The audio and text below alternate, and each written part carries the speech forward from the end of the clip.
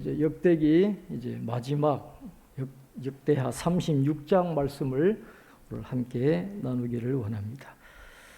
역대하 36장은 이 남왕국 유다의 마지막 네 왕들을 소개하고 있습니다. 여호아하스, 여호야김, 또 여호야긴, 그리고 시드기야, 이 네 명의 왕들에 대해서 말씀을 하고 있습니다. 여호아하스는 요시야 왕의 아들이죠. 그래서 요시야 왕은 애굽이 바벨론과 전쟁을 하려고 올라가는 그때에 막으로 나갔다가 죽음을 당합니다. 그래서 여호아하스를 왕으로 세웠는데 바로 누가 그를 애굽으로 끌고 가버리고 대신 여호야김이라고 하는 왕을 유다의 왕으로 세우게 됩니다. 그러니까 애굽이 세웠으니까 여호야김은 계속 애굽과 손을 잡을 수밖에 없죠. 그래서 친애굽적인 그런 정책을 계속 하니까 이 바벨론의 당시에 위대한 왕이었던 느부갓네살이 격분합니다. 너무너무 괘씸해서 자꾸 애굽의 손을 잡는 이 유다의 격분을 해가지고 기원전 597년에 두 번째로 남왕국 유다를 침공하게 됩니다. 그래서 여호야김 왕을 죽여버리죠. 그리고 그의 아들 여호야긴을 포로로 바벨론으로 끌고 가버립니다.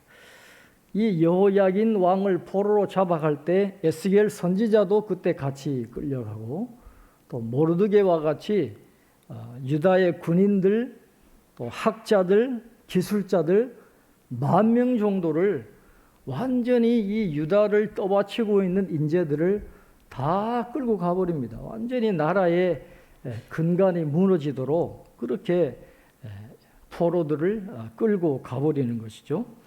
그래서 더 이상 바벨론에 저항하지 못하도록 완전히 나라를 황폐화시켜 놓게 되는 것입니다.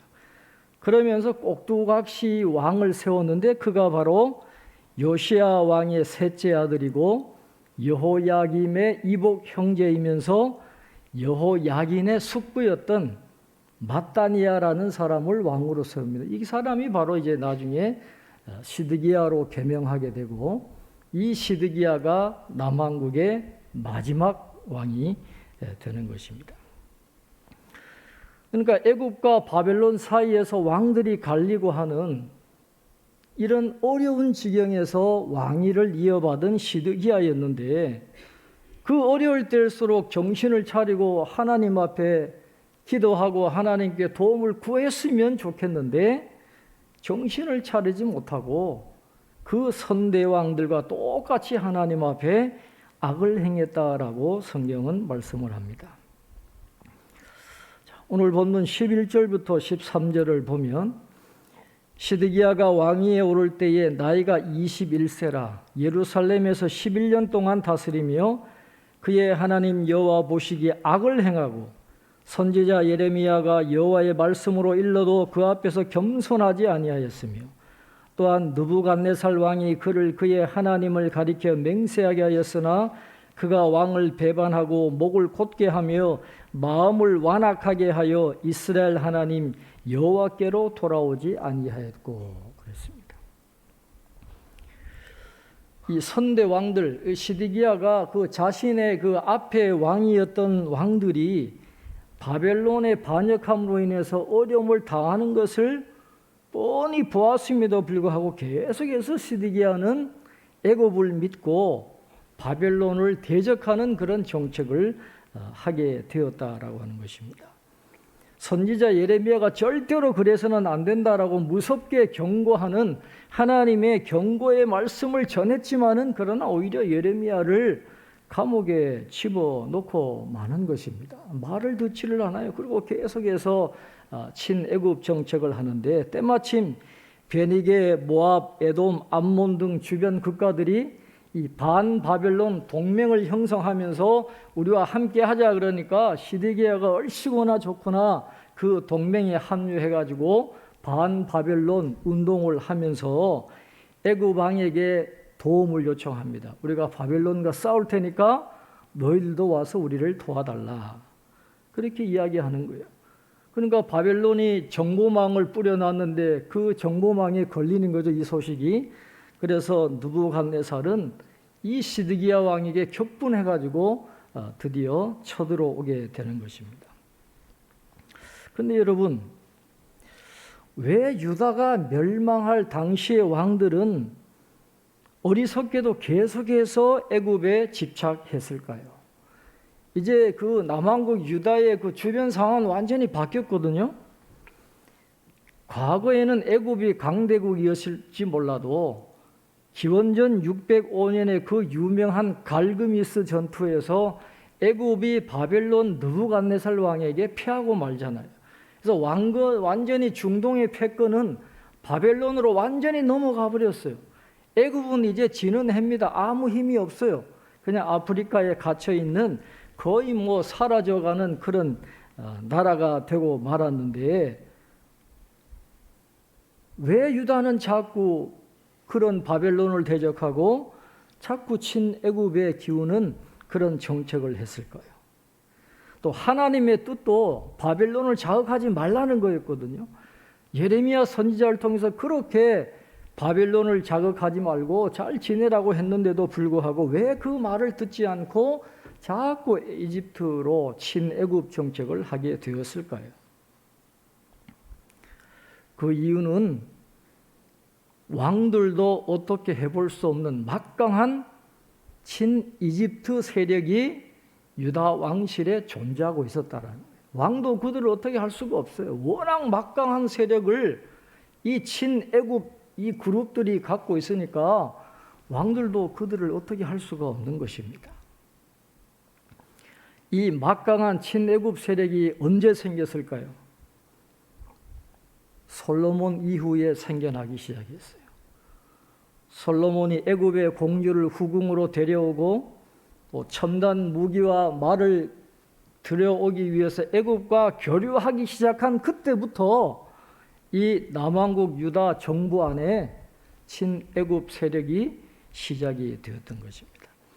하나님께서 이스라엘에게 왕을 허락하시면서 분명히 하신 말씀이 있잖아요. 애굽과 교류하지 마라. 군사력을 키우기 위해서 애굽의 말을 절대로 갖고 오지 말고 그 말들을 의지하지 말라. 하나님 분명히 이렇게 경고하셨는데 이스라엘 왕국의 초석을 다지고 성전을 지었던 솔로몬이 그 말씀을 어긴 거예요. 바로 그때부터 이 비극의 씨앗이 자라나게 되고 수백 년을 지나는 동안에 이 친애굽 세력이 완전히 실세 그룹이 되어가지고 왕을 좌지우지하는 그런 세력으로 자리를 잡으면서 결과적으로는 이 마지막 비극의 운명을 맞이할 수밖에 없었다라고 하는 것입니다. 조상이 하나님의 명령을 어기게 되면, 그리고 잘못된 밭을 일구어 놓게 되면 그 후손은 거기에 빠져서 헤어나올 수 없는 그런 비참한 결과를 맞이할 수밖에 없다는 그런 처절한 교훈을 남왕국 멸망사는 오늘 우리에게 전해주고 있습니다. 하나님의 말씀을 떠나면 나라도 안 된다라는 것이죠. 시드기야 왕과 지배 세력들이 하나님의 뜻을 저버리니까 나라 전체가 영적으로 타락할 수밖에 없었습니다. 오늘 본문 14절입니다. 모든 제사장들의 우두머리들과 백성도 크게 범죄하여 이방 모든 가증한 일을 따라서 여호와께서 예루살렘에 거룩하게 두신 그의 전을 더럽게 하였다 그랬어요. 왕이 타락하니까, 한 나라의 지도자가 타락하니까 온 백성들이 타락해버리는 이 지도자의 영성이 그래서 중요한 겁니다. 믿음의 세계에서는 왕의 영성이 깨어 있어야 되고, 또 교회의 지도자들의 영성이 깨어 있어야 되고, 또 가정의 부모들이 깨어 있어야 되지. 그 영성이 무너지면 나라 전체가 흔들리고 교회가 흔들리고 가정이 흔들릴 수밖에 없다는 것을 오늘 성경은 우리에게 가르쳐 주고 있습니다. 하나님의 전까지 더럽히는 하나님의 백성들이 해서는 안 될 그런 짓을 지금 남한국 유다 백성들이 하고 있는 것입니다. 그럼에도 불구하고 하나님은 계속해서 선지자들을 통해서 하나님의 뜻을 전하셨습니다. 하나님은 그들이 망하는 걸 원하지 않으세요. 그들을 아끼셨다 그랬어요. 그들이 하나님께로 돌아오기를 원하셨기 때문에 끝까지 계속해서 선지자들을 보내시는데, 그럼에도 불구하고 유다 백성들은 반응하지 않아요. 결국에는 멸망의 길로 가게 되는 것입니다. 자, 오늘 본문 15절 16절 우리 한번 같이 읽겠습니다. 그 조상들의 하나님 여호와께서 그의 백성과 그 거하시는 곳을 아끼사 부지런히 그의 사신들을 그 백성에게 보내어 이루셨으나 그의 백성이 하나님의 사신들을 비웃고 그의 말씀을 멸시하며 그의 선지자를 욕하여 여호와의 진노를 그의 백성에게 미치게 하여 회복할 수 없게 하였으므로. 하나님이 부지런히 선지자들을 보내셔서 경고하시고 하나님의 말씀대로 하면 살아날 수 있다라고 그렇게 메시지를 보내셨는데도 사신들을 비웃어버려요. 하나님의 말씀을 멸시합니다. 선지자를 욕합니다. 그러니까 하나님의 진노가 미치게 된다는 것이죠. 그래서 오늘 본문을 보면 유다 말기 이 남한국이 망할 때의 문제는 하나님의 말씀의 부재가 문제가 아니에요. 하나님의 말씀이 없어서 그들이 망했느냐? 아니다라는 거죠. 하나님이 부지런히 그의 사신들을 보내서 하나님의 말씀을 전하게 했는데 그 말씀을 외면했던 그들의 그 영적인 불감증, 그것이 원인이 되어서 결국은 영적으로 실패할 수밖에 없었다라는 것입니다. 말씀이 없어서 무너진 게 아니에요. 말씀이 있어도 듣지 않으려고 하고 하나님 말씀대로 따라가지 않는 그런 영적인 불감증 때문에 그들이 망할 수밖에 없었다라는 것입니다. 오늘 우리도 영적으로 실패하는 것은 하나님의 말씀이 없기 때문이 아니고 그 말씀을 구별하지 못하고 그 말씀대로 살아가지 못하니까 우리가 영적으로 무너지게 되는 것입니다. 하나님의 말씀을 잘 들어야 되는데 그렇지 못하면 문제가 생긴다. 하나님은 이 성경을 통해서 영적인 보배들을 우리에게 주셨는데 그걸 열어보지 않고 탐구하지 않고 적용하지 않으면 그 보배는 우리에게는 아무런 소용이 없다라는 것이죠. 하나님의 백성들인데도 하나님의 말씀을 듣지 않고 선지자들을 멸시하는, 완전히 하나님의 백성으로서의 정체성을 완전히 잃어버리는 그런 영적인 타락상 때문에 결국은 그들은 무너질 수밖에 없었다라고 하는 것입니다. 오늘 17절부터 20절까지 그들의 마지막 모습이 나오고 있습니다. 하나님이 갈대아 왕의 손에 그들을 다 넘기시매 그가 와서 그들의 성전에서 칼로 청년들을 죽이며 청년 남녀와 노인과 병약한 사람을 긍휼히 여기지 아니하였으며 또 하나님의 전의 대소 그릇들과 여호와의 전의 보물과 왕과 방백들의 보물을 다 바벨론으로 가져가고 또 하나님의 전을 불사르며 예루살렘 성벽을 헐며 그들의 모든 궁실을 불사르며 그들의 모든 귀한 그릇들을 부수고 칼에서 살아남은 자를 그가 바벨론으로 사로잡아가며 무리가 거기서 갈대아 왕과 그의 자손의 노예가 되어 바사국이 통치할 때까지 이르니라 그랬습니다. 비참하게 무너지고 만 것입니다. 열왕기나 성경을 통해서 보면 이 시드기야 왕 때에 느부갓네살의 군대가 쳐들어와 가지고 1년 7개월 동안을 예루살렘을 포위를 합니다. 1년 7개월 동안. 바벨론의 막강한 군사력은 단숨에 점령할 수 있어요. 그러나 1년 7개월이라고 하는 긴 세월 동안 포위를 왜 했느냐? 철저하게 질법을 여고 더 이상 반역할 생각을 하지 못하도록 아예 씨를 말려버리려고 1년 7개월이라는 긴 세월 동안 포위를 했다라고 하는 것입니다. 또 한편으로 보면 패역한 유다에 대한 하나님의 진노가 그토록 무서웠다라고 하는 것이죠. 그 마지막 때에 시드기야의 구원 요청을 받은 애굽 군대가 유다를 돕기 위해서 올라오기는 와요. 유다 남쪽까지는 올라왔습니다마는 이 느부갓네살은 위대한 왕이었거든요. 그래서 미리 이것을 예측을 하고 강력한 방어 군대를 유다 남쪽으로 미리 보내놨어요. 그러니까 애굽 군대를 보면서 이 바벨론의 군대가 막강한 군대가 그들에게 방어막을 형성하니까 이 애굽의 사령관이 겁을 먹은 거예요. 즉시 다시 애굽으로 돌아가 버리고 만 것입니다. 자기들이 약한 유다를 도울 필요가 없는 거예요. 자기들을 희생하면서까지 유다를 도울 필요가 뭐가 있냐? 그리고 즉시 애굽으로 돌아가 버리고 만. 시드기야가 하나님을 떠나서 마지막으로 희망을 걸었던 그 애굽 군대가 그렇게 초라하게 그냥 출행당을 치고 말았다라고 하는 것입니다. 여러분 동맹 그러지만은 동맹이라 해도 내가 어느 정도 힘이 있어야 나를 도와주는 것이지 내가 아무것도 없는데 자기들을 희생하면서 도와줄 동맹이 세상에 어디 있습니까? 세상은 냉정한 거거든요. 자신을 희생하면서까지 도와줄 사람이 그렇게 많지가 않아요. 세상은 거의 없다고 보면 돼요.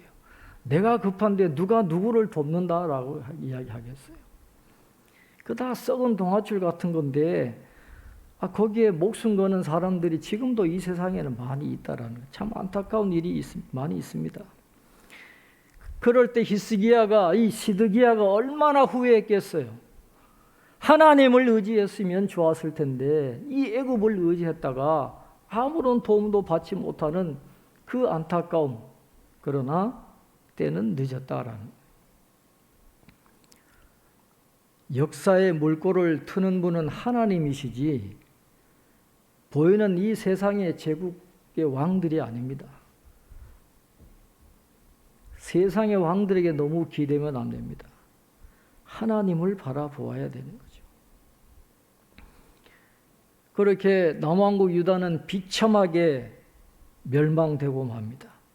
그러나 이 역대기 저자는 그렇게 비참하게 무너지는 남왕국 유다의 역사를 그리고 있지만은 마지막에는 절망으로 끝나지 않아요. 희망의 메시지를 선포하고 있다는 것이죠. 그리고 멸망 가운데서도 하나님은 하나님의 백성들을 위해서 소망의 씨앗을 준비하고 계신다라는 것을 보여주면서 역대기를 마무리하고 있습니다. 오늘 21절부터 23절 말씀, 우리 이번에 암송할 말씀은 23절입니다. 자, 오늘 21절부터 23절 한번 같이 읽겠습니다. 이에 토지가 황폐하여 땅이 안식년을 누림같이 안식하여 70년을 지냈으니 여호와께서 예레미야의 입으로 하신 말씀이 이루어졌더라. 바사의 고레스 왕 원년에 여호와께서 예레미야의 입으로 하신 말씀을 이루시려고 여호와께서 바사의 고레스 왕의 마음을 감동시키심에 그가 온 나라에 공포도 하고 조소도 내려 이르되 바사 왕 고레스가 이같이 말하노니 하늘의 신 여호와께서 세상 만국을 내게 주셨고 나에게 명령하여 유다 예루살렘에 성전을 건축하라 하셨나니 너희 중에 그의 백성된 자는 다 올라갈지어다. 너희 하나님 여호와께서 함께 하시기를 원하노라 하였더라. 아멘. 오늘 21절은 역대기 저자가 바라보는 이 남왕국 유다의 멸망에 대한 새로운 해석을 보여주고 있습니다. 물론 나라가 망하는 것이 비극이지만은 땅으로 봐서는 오히려 70년 동안 땅이 안식하는 그런 결과를 낳았다 하는 것을 이야기하고 있습니다. 하나님은 이스라엘 백성들에게 약속의 땅에 들어가면 하나님을 잘 경배하고 말씀대로 살고 안식년을 지키면서 7년째는 땅을 쉬게 하라 그랬거든요. 땅도 쉬게 하라 그랬어요. 그러나 우상을 숭배하면서 말씀대로 살지 않고 자기들 마음대로 살면서 땅도 휴식하지 못했는데 하나님이 강제로 휴식하게 하신다. 하나님의 사랑은 인간에게만 머무는 게 아니다라는 것이죠. 요즘에 환경에 대한 관심도 많이 높아지고 있는데 하나님은 자신이 만드신 이 피조물을 함께 사랑하시고 보호하신다는 거예요. 땅에게 안식을 주시는, 땅에게도 은혜를 베풀어 주시는 그런 하나님의 은혜를 이야기하고 있는 것입니다. 그리고 남왕국 유다가 망해서 바벨론으로 포로로 끌려가게 된 것은 하나님의 구속사를 이루시기 위한, 또 예수 그리스도를 통한 복음의 시대를 준비하기 위한 하나님의 놀라운 손길이었다라는 것을 성경은 말씀을 하고 있습니다. 남왕국 유대 백성들이 팔레스타인 땅에 있을 때에는 하나님을 떠나서 우상을 숭배하고 여호와의 전을 더럽혔습니다. 그러나 바벨론의 포로로 끌려가고 다른 나라에 살면서는 철저하게 우상 숭배를 회개합니다. 아, 우리가 망한 것은 하나님을 떠났기 때문이구나. 우리가 우상을 숭배했기 때문이구나. 철저하게 그 잘못을 회개하고 어디에 있든지 하나님의 백성의 정체성을 지켜 나갔던 것입니다. 그 바벨론에 가보니까 얼마나 우상도 많고 얼마나 예루살렘 성경과는 비교도 안 되는 그런 휘황찬란한 그런 문명을 보았으면서도 하나님을 떠나지 않았어요. 정신을 바짝 차리고 그 문명 속에서도, 문화 속에서도 하나님을 경외하는 믿음을 지키면서 하나님의 백성의 정체성을 지켜 나갔다라는 것입니다. 그렇게 유대인들을 흩어지게 하신 것은 예수님 시대를 준비하기 위한, 복음 시대를 준비하시는 하나님의 손길이었다라는 것입니다. 여러분, 예수님 당시에도 예루살렘의 순례객으로 올라왔던 그 디아스포라 유대인들이 예수님을 만났잖아요. 그리고 예수님을 만나기를 원했어요. 그리고 예수님의 부활 소식을 듣게 됩니다. 그 사람들이 자신이 살고 있는 땅으로 돌아가서 예수님의 부활에 대한 소식을 전하게 되었다라고 하는 것입니다. 그리고 사도행전에 가보면 사도 바울 일행이 가는 곳마다 그 소아시아 지역에 유대인 회당이 형성되어 있었어요. 하나님을 경배하는 그 믿음의 사람들이 가는 곳곳마다 준비되어 있었기 때문에 복음을 전하는데 큰 도움을 받게 되었다라는 것이죠. 그러한 하나님의 큰 그림 속에서 보면 오늘 우리는 이 남왕국 유다의 멸망을 새로운 관점으로 우리가 해석할 수 있게 되는 것입니다. 하나님의 구속사는 남왕국 유다의 멸망에도 불구하고 끊임없이 진행되고 있다라는 것입니다.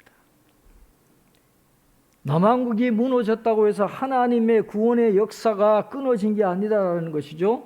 남왕국이 무너져도 하나님의 역사는 계속되고 있다라는 것입니다. 때가 되자 예레미야가 예언한 것처럼 바사왕 고레스를 통해서 고향으로 돌아가게 되는 은혜를 입게 되는 것입니다. 그러면서 다시 고향으로 돌아오는 그들에게 사명이 주어지는데 그것은 곧 성전을 건축하라는 거예요.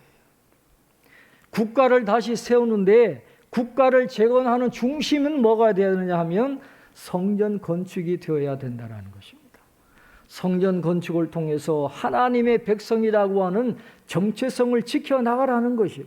나중에 예수님이 바로 그 팔레스타인 땅에 오셔야 되니까 그 믿음을 지키는 하나님의 백성들이 그 땅에 존재해야 되는데 그 믿음을 지켜나갈 수 있는 유일한 방법은 성전을 다시 세우는 것이었다는 거예요.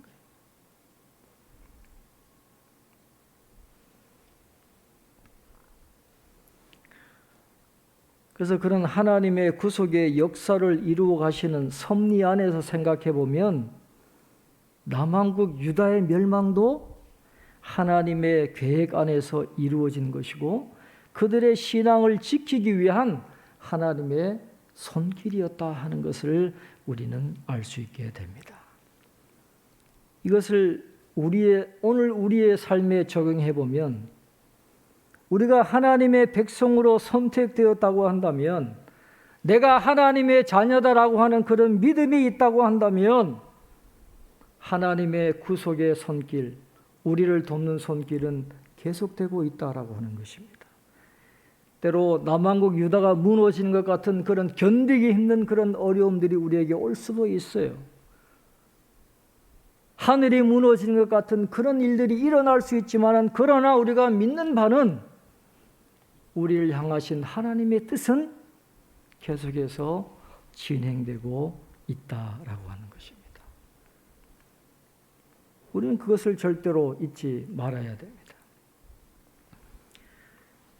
그래서 말씀을 마치면서 예레미야 29장 11절부터 13절 말씀을 꼭 기억하셨으면 좋겠습니다. 예레미야 29장 11절로 13절입니다.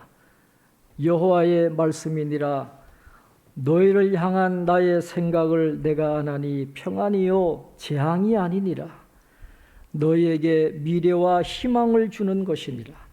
너희가 내게 부르짖으며 내게 와서 기도하면 내가 너희들의 기도를 들을 것이요 너희가 온 마음으로 나를 구하면 나를 찾을 것이요 나를 만나리라.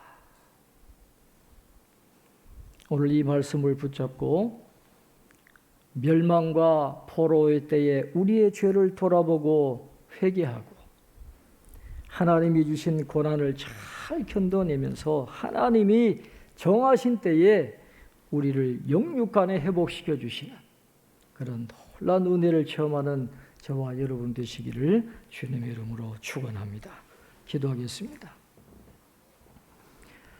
하나님 아버지, 오늘 저희들 불러주셔서 하나님께 예배 드리게 하시고 역대하 36장 마지막 이 남한국이 무너지는 이 사건을 통해서 오늘 우리에게 주시는 하나님의 음성을 듣게 하심을 감사합니다. 그저 남한국 유다의 그 비극적인 역사에만 국한되는 것이 아니라 오늘 우리의 삶에 필요한 하나님의 생명의 말씀을 우리에게 전해 주신 줄로 믿사오니 하나님 다시 한번 우리의 삶을 되돌아보게 도와주셔서 우리의 우상들을 다 태워버리게 하시고 하나님을 바라보고 하나님께로 돌아가는 저희들의 삶이 될 수 있도록 축복해 주시옵소서. 하나님의 백성의 정체성을 잊어버리지 않는 저희들 되게 도와주시고 언제나 성전을 세워나가며 하나님의 백성다운 삶을 살아나가는 저희들이 되게 도와주셔서 하나님의 뜻을 성취하고 하나님의 도구로 쓰임받는 사명을 감당하는 저희들의 삶이 될 수 있도록 축복해 주시옵소서. 때로 우리에게 어려운 순간이 다가올 때도 있습니다. 그러나 그것도 다 구원을 이루어 가시는 하나님의 손길임을 기억하게 도와주셔서 잘 인내하게 하시고 믿음으로 극복하면서 영육을 회복시켜 주시는 하나님의 은혜를 체험하는 저희들 되게 은혜를 베풀어 주시옵소서. 감사하고 예수님 이름으로 기도하옵나이다. 아멘.